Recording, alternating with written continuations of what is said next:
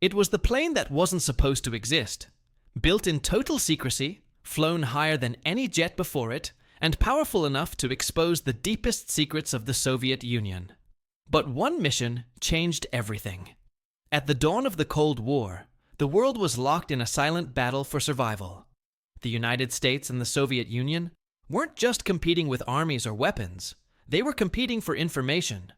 Every secret missile test, every hidden base, every nuclear launch site mattered. Yet the Soviet Union was a fortress of secrecy, closed off from the world, leaving Washington blind. And in this shadowy game, knowledge wasn't just power, it was survival.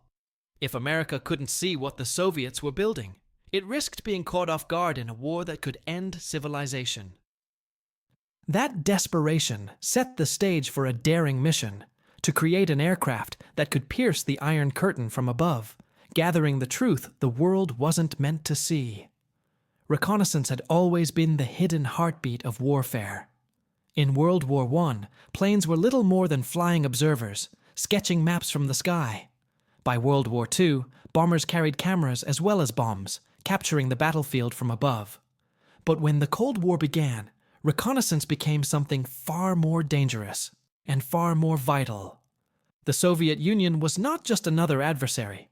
It was a superpower cloaked in mystery, stretching across 11 time zones, bristling with weapons, and determined to outpace the West. For the United States, the question wasn't just what the Soviets were building, it was when they would unleash it. So America pushed its planes higher and faster. Modified bombers like the RB-36 and RB-47 prowled Soviet borders, their cameras snapping secret images. But speed alone wasn't enough. The new generation of MiG fighters was faster, deadlier, and designed to bring these spy planes down. For every mission that returned safely, another ended in wreckage and silence. The skies were becoming a deadly gamble. The U.S. Air Force tried everything to stay one step ahead.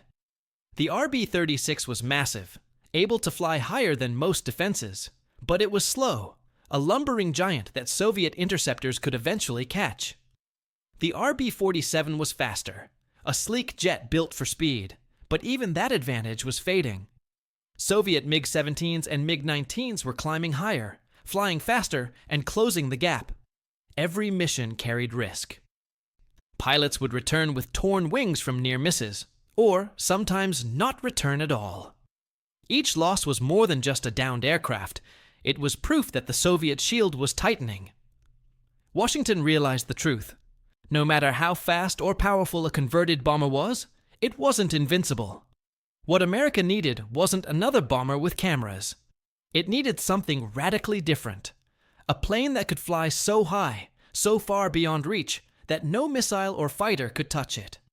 That impossible dream set the stage for one of the boldest experiments in aviation history. In the mid-1950s, when the Air Force was running out of options, one man stepped forward with a daring vision: Clarence Kelly Johnson.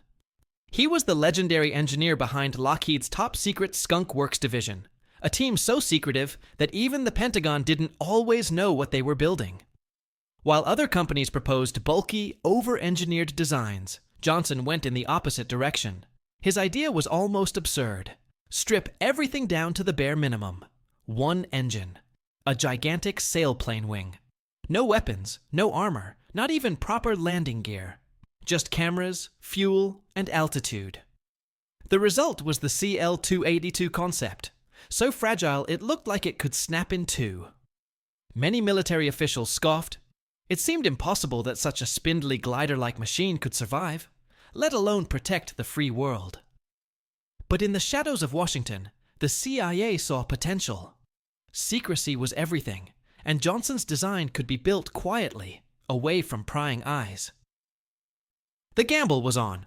Against all odds, the project was greenlit. And what rose from Skunk Works would soon change the Cold War forever. By 1955, the strange, spindly aircraft took shape. It was officially called the U-2, but inside Skunk Works, it was known simply as the Dragon Lady. From a distance, it looked less like a war machine and more like a glider stretched to impossible proportions. Yet this fragile-looking plane was about to do what no bomber or jet could. The U-2's genius was altitude. It could soar above 70,000 feet, higher than any fighter, higher than any missile system of the time. At that height, pilots wore space-like pressure suits, staring down at a curved Earth while snapping photos so sharp they could spot a bicycle on a Soviet runway. The first flights proved what skeptics thought was impossible. The Dragon Lady worked. It slipped past Soviet radars, photographed secret bases, and returned without a scratch. Suddenly, Washington had eyes deep inside enemy territory. And those eyes revealed truths that shocked even the CIA. But as the U-2 climbed higher into the stratosphere, so did the risks. For every secret it uncovered, the Soviets were racing to find a way to bring it down. The clock was ticking. The U-2 quickly became America's most valuable spy in the sky. Its cameras captured hidden missile silos, nuclear test sites, and airfields the Soviets had hoped to keep invisible. For the first time, Washington had undeniable proof of what Moscow was really building, and what it wasn't. One revelation stunned U.S. leaders. The so-called bomber gap was a myth. The Soviets weren't mass-producing fleets of nuclear bombers at all. That intelligence reshaped America's entire defense strategy and proved the U-2 wasn't just a plane. It was a weapon of knowledge. But every mission carried a shadow. The more the U-2 exposed, the more determined the Soviets became to stop it. New radars began tracking its high flights. Experimental surface-to-air missiles were tested, designed for one purpose: to swat the Dragon Lady out of the sky. Still, the flights continued, each one riskier than the last. And then, in 1960, the impossible happened. An event that turned the U-2 from America's greatest secret into an international scandal. On May 1st, 1960, a U-2 piloted by Francis Gary Powers lifted off from Pakistan on a mission over the heart of the Soviet Union. For years, the aircraft had been untouchable, sailing far above any threat. But that morning, everything changed. The Soviets unleashed a barrage of surface-to-air missiles. Against all odds, one found its mark. The blast ripped through the Dragon Lady, forcing Powers to eject. He parachuted into hostile territory and straight into global headlines. Moscow paraded the wreckage, the captured pilot, and the undeniable proof that America had been spying deep inside Soviet borders. What had once been Washington's greatest secret weapon became an international humiliation. Diplomatic relations froze overnight, and a planned peace summit between President Eisenhower and Nikita Khrushchev collapsed in flames. In one fiery strike, the U-2 went from invisible ghost to the most infamous aircraft in the world. And yet, despite the disaster, the story of the Dragon Lady was far from over. Most planes from the 1950s belong in museums. The U-2 is different. Instead of fading into history, it adapted, again and again. Upgraded with new engines, advanced sensors, and digital systems, the Dragon Lady is still flying missions today, nearly 70 years after its first flight. It has watched conflicts unfold in the Middle East, tracked nuclear programs in rogue states, and even monitored natural disasters from the stratosphere. The same spindly aircraft that once spied on the Soviet Union now provides intelligence across the globe.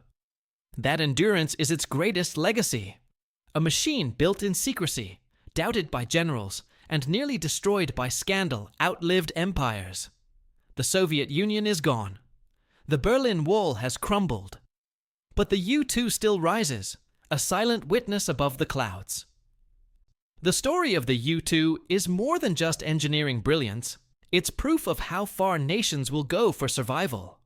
Born from desperation, mocked as impossible, the Dragon Lady became a legend. It didn't just change the Cold War. It rewrote the way we see the world from above. The plane that wasn't supposed to exist ended up outlasting the very superpower it was built to spy on.